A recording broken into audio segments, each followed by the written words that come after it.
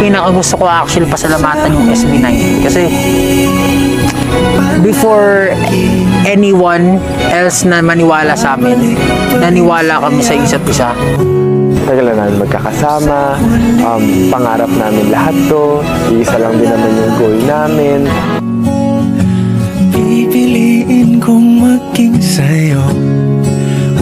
Pero since nga po kasama ko sila noon, parang ang dami na namin pinagdaanan, na naniniwala sila dun sa pupuntahan namin, nagpatuloy po ako.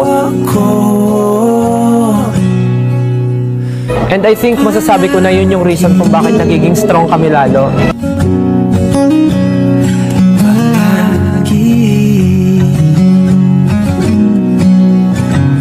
Kung balikan mo ng hirap luhat lahat, ikaw ang paborito kong desisyon at